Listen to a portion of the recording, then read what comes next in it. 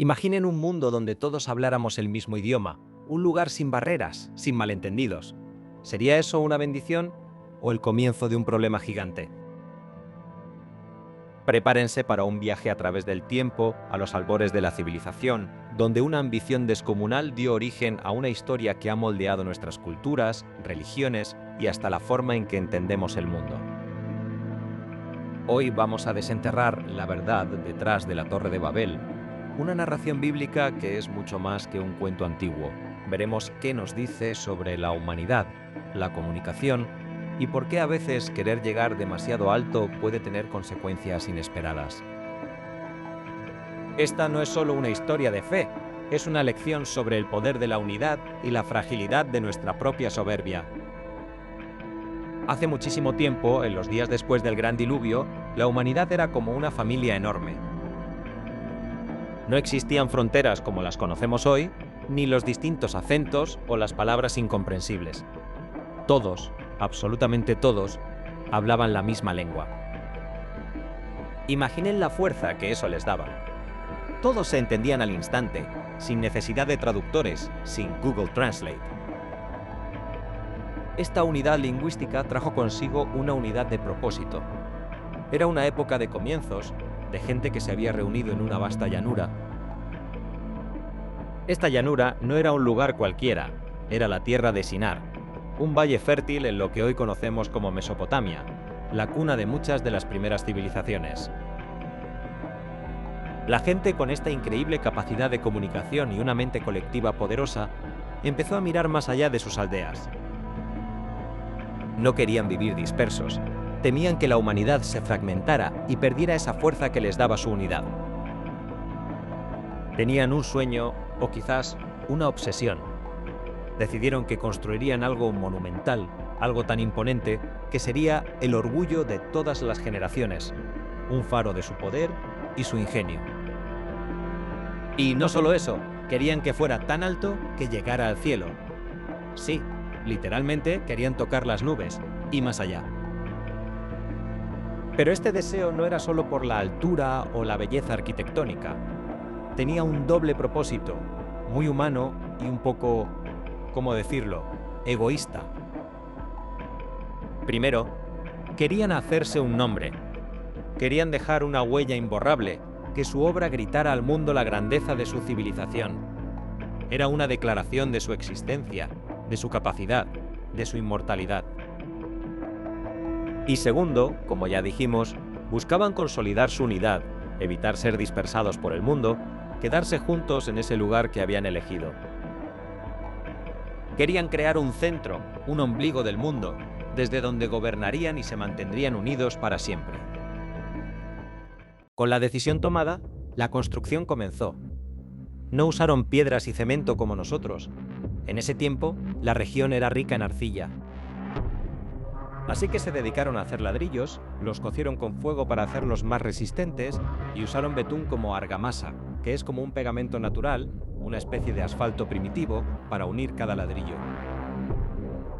Era una obra gigantesca, un zigurat colosal, una montaña artificial hecha por manos humanas, escalón tras escalón, subiendo hacia el azul infinito.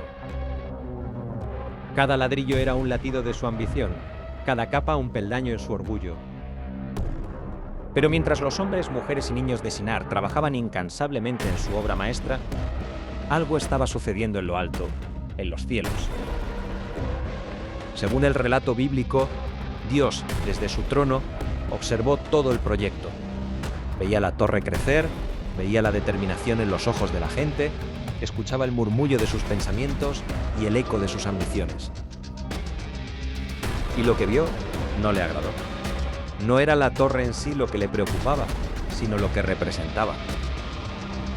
El problema, el desafío que esta torre presentaba, no era tanto físico como espiritual y social. Dios se dio cuenta de que si la humanidad, con una sola lengua y un mismo propósito, era capaz de construir algo tan ambicioso, no habría límite para lo que podrían lograr. Y no de una buena manera. Esto no era sobre progreso o invención. Era sobre un poder unificado que podía llevarlos a la arrogancia, a desafiar límites que no les correspondían, a olvidarse de su creador y a creerse autosuficientes. Era una amenaza al orden divino, una escalada de soberbia que los alejaría de su propósito original en la Tierra. Era una unidad peligrosa, sin dirección moral, sin humildad. Y entonces se tomó una decisión radical. Para frustrar sus planes, para frenar esa ambición desmedida y esa peligrosa unidad, Dios hizo algo que cambiaría el curso de la historia humana para siempre. Confundió su lenguaje. Imaginen la escena. Un momento estaban todos trabajando al unísono, ladrillo tras ladrillo, orden tras orden, y al siguiente, las palabras de un compañero se convertían en galimatías para el otro.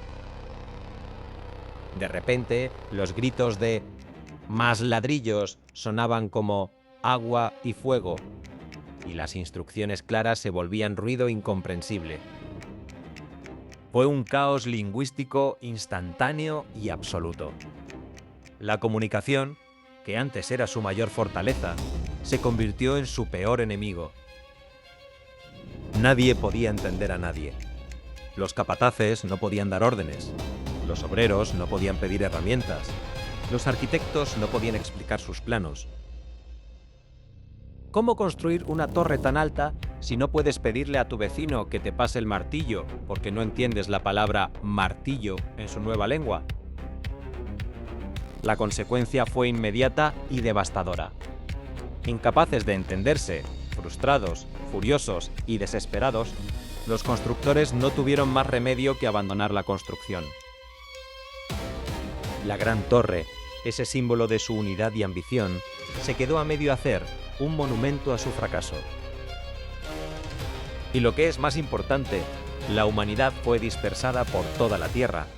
Ya no podían vivir juntos, no podían comunicarse, así que se separaron, cada grupo siguiendo a aquellos con quienes compartían el nuevo idioma. Y así fue como la historia de Babel, que significa confusión, se convirtió en el relato del origen de las diferentes lenguas y culturas que vemos hoy en nuestro mundo. Pero esta historia es mucho más que un mito antiguo o una explicación fantasiosa sobre por qué hablamos idiomas distintos. La Torre de Babel es una advertencia moral poderosa, una lección intemporal sobre la arrogancia humana. Nos recuerda que la ambición desmedida, cuando no tiene límites y carece de humildad, puede llevar a la caída. Es un cuento que resalta la naturaleza del acto como un desafío a algo superior, ya sea a lo divino, a la naturaleza o a la sabiduría colectiva. Filosóficamente, la historia de Babel nos invita a reflexionar sobre la unidad y la diversidad. Por un lado, nos muestra el increíble poder de la unidad, de una humanidad que trabaja junta hacia un objetivo común. Pero, por otro lado, nos advierte sobre el peligro de una unidad sin Dios, una unidad que se convierte en una fuente de orgullo y desafío. Nos hace pensar que quizás la diversidad, aunque a veces nos parezca una barrera, es también una forma de mantenernos en equilibrio, de evitar que una sola ideología o un solo poder se vuelva tan grande que nos devore. Esta narrativa nos enseña sobre las limitaciones humanas. Por mucho que creamos que podemos lograrlo todo, hay fuerzas y principios que nos superan.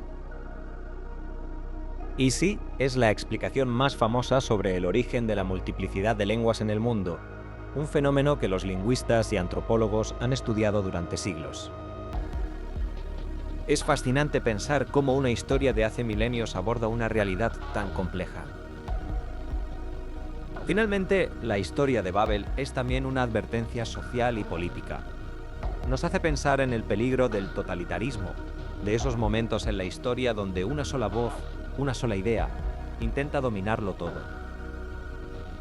Nos enseña que la concentración excesiva de poder y la eliminación de la diversidad pueden ser recetas para el desastre, para la confusión y eventualmente para la dispersión. Así, la Torre de Babel sigue en pie en nuestras mentes, no como una estructura de ladrillos y betún, sino como una pregunta eterna. ¿Hasta dónde estamos dispuestos a llegar por ambición y a qué costo?